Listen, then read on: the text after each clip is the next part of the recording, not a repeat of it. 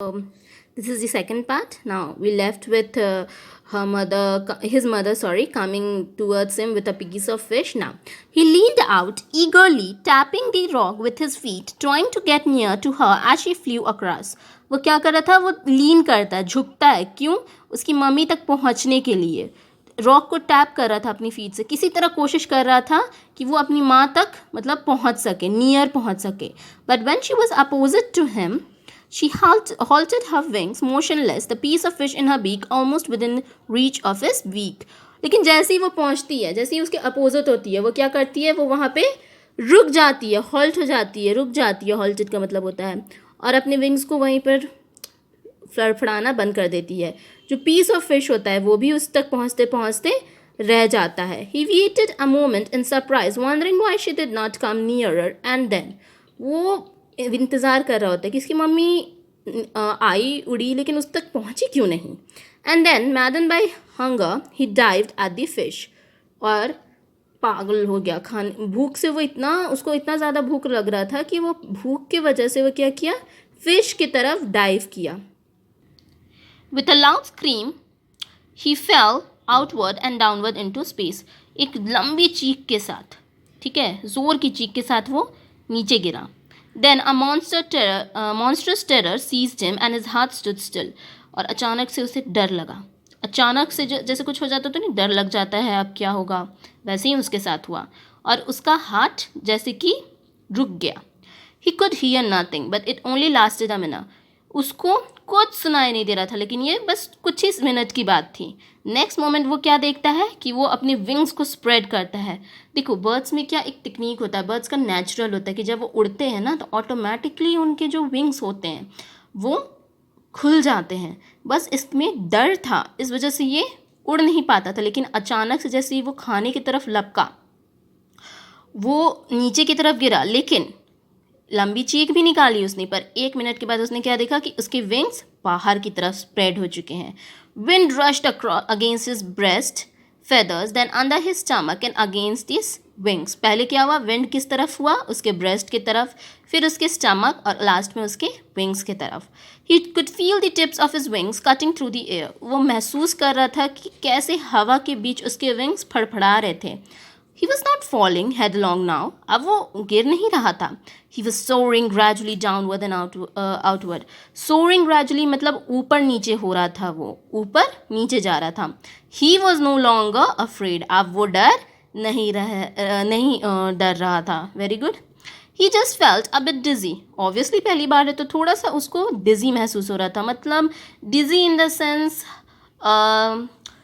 क्या बोल सकते हैं डिज़ी को? बेहोशी जैसा होना, हल्का माथा घूमना. या then he flapped his wings once and he soared upward. फिर वो अपने विंग्स को फ्लैप करता है, मतलब फड़फड़ाता है, और ऊपर की तरफ सोर करता है, ऊपर की तरफ जाता है.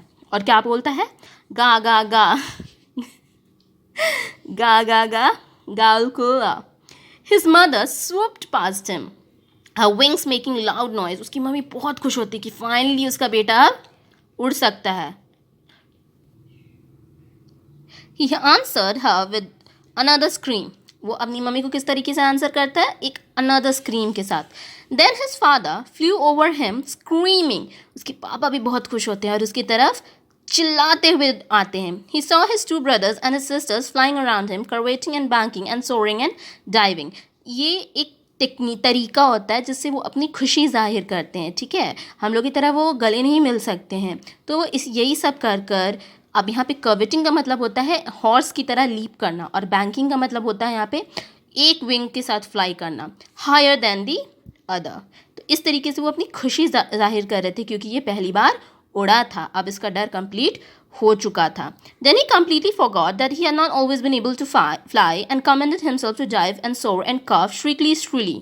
फिर वो एकदम भूल गया कि कभी उसको डर भी लगा था कि वो नहीं उड़ सकता है, और वो अब पूरा एकदम हवा में डाइव कर रहा है, सोर कर रहा है, कर्व कर रहा है. He was near the sea now, flying straight over it, facing straight out over the ocean. He saw a vast green sea beneath him with little ridges moving over it, and he turned his beak sideways and caught amusedly. अब क्या हुआ?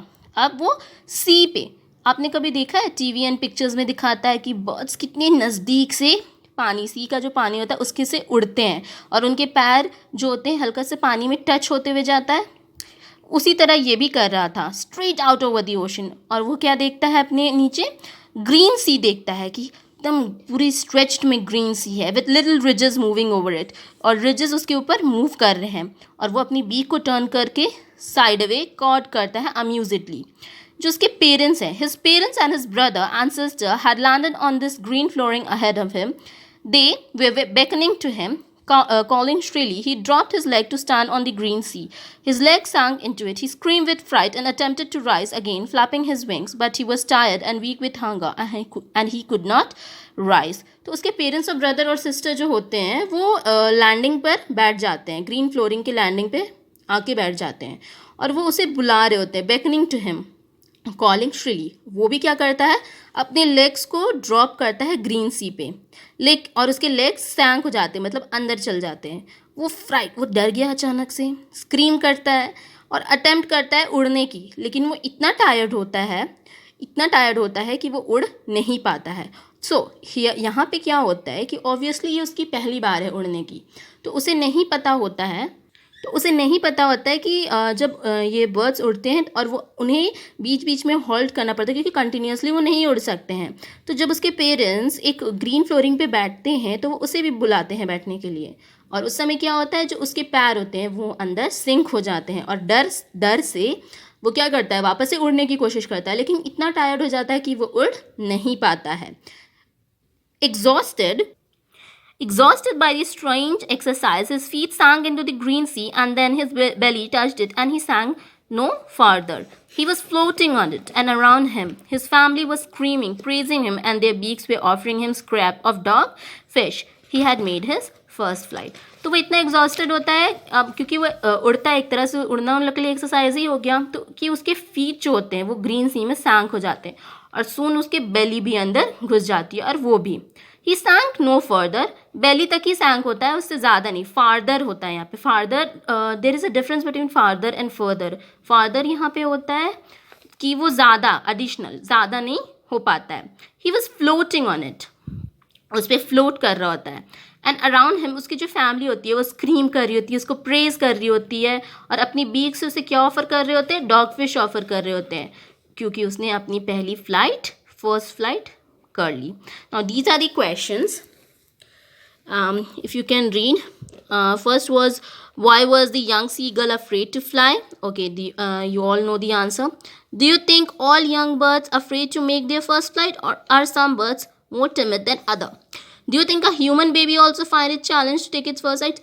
So this is totally based on your knowledge, on your thinking. Second is, the sight of the food maddened him. What does this suggest? This suggests कि वो इतना उस भूख, क्योंकि वो हंगर होता है ना, कोई उसके पास नहीं जाता, कोई उसे खाना नहीं देता है, सो ऑब्वियसली वो बहुत भूखा रहता है। What compelled the young seagull to finally fly? क्योंकि वो इतना भूख से तड़पता है कि वो आखिर में उड़ने पे मजबूर हो जाता है। They were beckoning to him, calling shrilly. Why did the seagull father and mother threaten him, cajole him to fly? क्यों उसके मम्मी पापा उसके साथ इसलिए ऐसा कर रहे थे, ताकि ये सारे क्यों कर रहे थे, ताकि वो उसे उड़ने पे मजबूर कर रहे थे, क्योंकि वो जानते थे कि अगर वो उसे अच्छे से बुलाएंगे तो वो नहीं आने वाला, तो उसे बेकन कर रहे थे, थ्रेटन कर रहे थे, ताकि वो किसी तरह इन सब से उड़ जाए। Have you ever had a simple experience when your parents encourage you to do something that you were too scared to try? Discuss this. Obviously, this is upon your own experience. In this case of a bird flying, it seems a natural act and a foregone conclusion that it should succeed. In the example you have given in answer to the previous question, was your success guaranteed, or was it important for you to try regardless of a possibility of failure? So this is also based on your knowledge, what you can make up and write. So yeah, this is the last portion of this chapter. Now we'll go to the second part, that is the black aeroplane. Till then, if you have any question, any query, comment down below and I'll look towards it. So yeah, thank you. Have a productive day. Have a productive week. Bye.